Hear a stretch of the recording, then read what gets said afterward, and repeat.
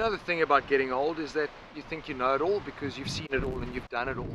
But it's wonderfully refreshing to be proven wrong. That's what happened when I took delivery of the refreshed Caravelle. Who would have thought that a gold car with a two-tone roof and black wheels could look this damn cool? And it's a bus.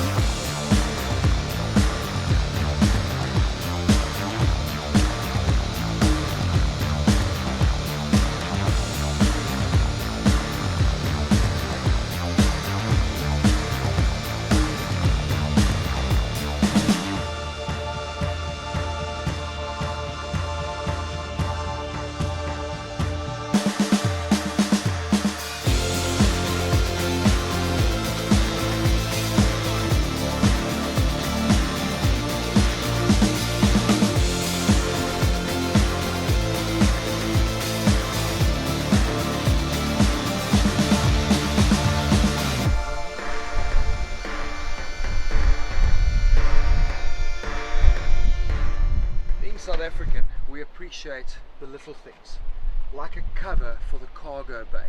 You want to protect your luggage, and I think this is such a small thing, but a vital thing in the Caravelle. What's also cool, obviously they've got a track system, got incredible practicality. What I love, pop this little lever out, not only can you flip the seats forward, but you can then also slide them back, increasing your boot space or your rear passenger legroom. Very, very cool.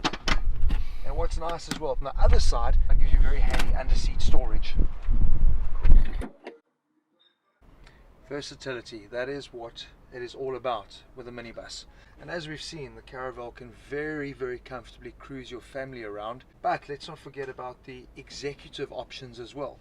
Fantastic for luxury transfers, and so quick and easy to set it up.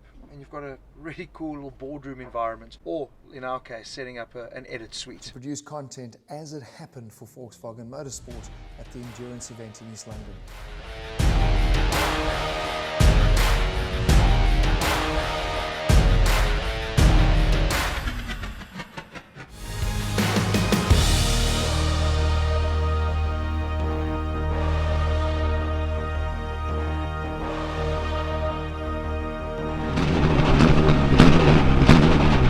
Driving at Potter's Pass at 234 km an hour, these drivers are going to have their wits about them, and they're going to get big eyes and brown shorts if they get it all wrong. But okay, so practice yesterday went relatively according to plan. Unfortunately, quali we had a small issue with the boost, so we were hoping to try and get somewhere on the grid, but according to the rules we can only start from pit lane. Not the end of the world, it's a 4-hour race, so I think the opening stint is going to be where you guys need to be ready, really wide awake, especially you, Keegan. The plan is to run as long as we can and minimize the time in the pit. Reset and have a good race later today.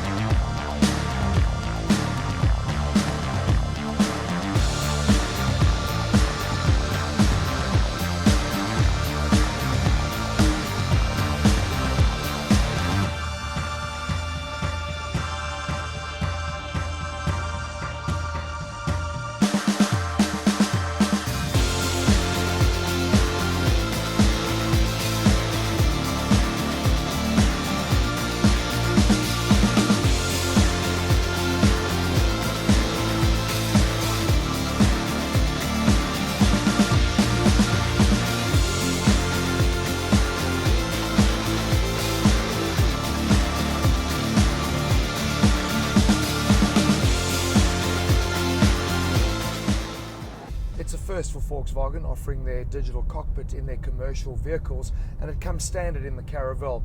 Their Discover Pro media system is also standard, and with this redesigned steering wheel, which I really love, you will now find that view button which allows you to fully enjoy your digital experience on that 10.25-inch display screen. And speaking of the steering, out with the hydraulic and in with the electromechanical system. And what this actually allows is not only an improvement in the actual steering feel and the agility and the directness and responsiveness, but also allows them to now introduce a whole bunch of new safety systems. Things like crosswind assist, which is linked to their vehicle stability system. So the minute you hit a speed above 80 kilometers an hour, it automatically activates. And what it does is all the little sensors immediately react to any adjustment in the track, and then through the vehicle stability control system make the necessary adjustments that literally will keep you in your lane. So finally, minibuses and crosswinds, well, they can now be friends. Also standard is their lane assist, and for me it's something from a safety perspective I'd like to see offered as standard across the entire transporter range, not just the Caravelle in California. So look, I've driven the 110 kilowatt Kombi, and now I get to enjoy their bi-turbo version of the 2-litre diesel, which is the only engine offering in the Caravelle. It is linked to their 7-speed DSG transmission that powers all 4 wheels and produces some pretty impressive figures, 146 kilowatts and 450 newton meters, and it really is a significant jump up in performance and something that you really do feel, because it does make the overtake a lot less stressful. I can tell you, if you're sitting at the traffic light and you actually stomp down on the throttle, make sure you've got nothing on your table, because it is going to go flying. It is brisk. What we've got in the Caravelle is a second generation of their chassis control system. So essentially I've got my driver mode button here, and I can select Eco, Comfort, Sport, and there's an individual setting where I can then use the slider. I have only driven the Caravelle in Comfort, and it's too harsh. Seriously, the minute you get to a speed bump or any corrugations, it literally crashes. And I can't even begin to contemplate what it must be like in sport mode. And on that point, sport mode in a minibus, come on, rather focus on the refinement of the ride. After all, that is what you're selling as, luxury and refinement, and worry less about having a sport mode. I mean, seriously. But you do find yourself a good piece of highway like I found on my trip from Port Elizabeth to East London and back, and it's great, fantastic. But that is the reality. Most of our roads here in South Africa are just not Autobahn-like. I love the command driving position, great visibility, you sit right on the nose, and these armrests, passenger, driver, both sides, you get yourself into a really comfortable mode, set it on cruise control, and you are really happy on the open road. I also love the layout of the interior and the dash, but that's something that VW has always done really well across the family. The buttons are all in the right place, easily accessible, easy to read as well. So that for me is a big plus with the layout. And it was the same in the Kombi, but obviously now as we step up into Caravelle, we've got a lot more high-tech, better touch, feel and look. Really nice interior. Little things though, when you do turn your seats around like we've done here now, opening the doors, a real hack, because there's only one controller which sits at the back. A couple of the competitors have little push buttons here which would make it very easy to then open the rear area.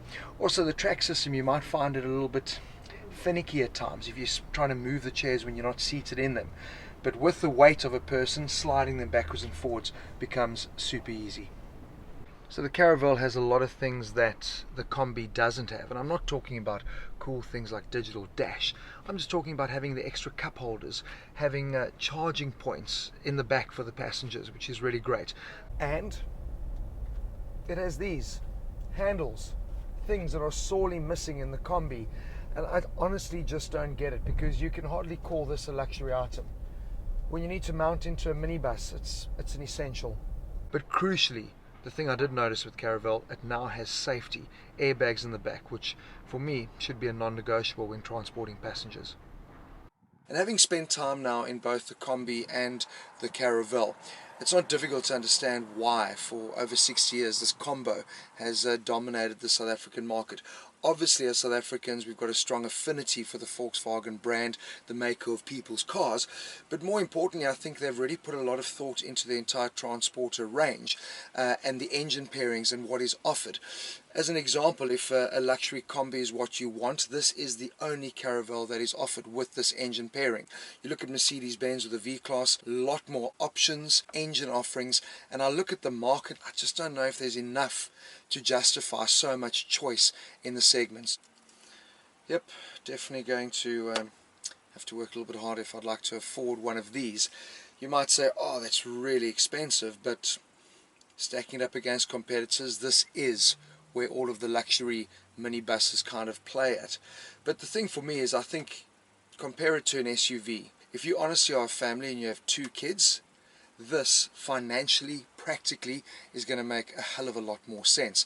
And I think from a styling perspective, the little changes that they've made really do make looking at a minibus a lot more appealing. And I know that is what has put a lot of people off. Oh, I don't want to be driving a mom's taxi. This is no mom's taxi. This is luxury.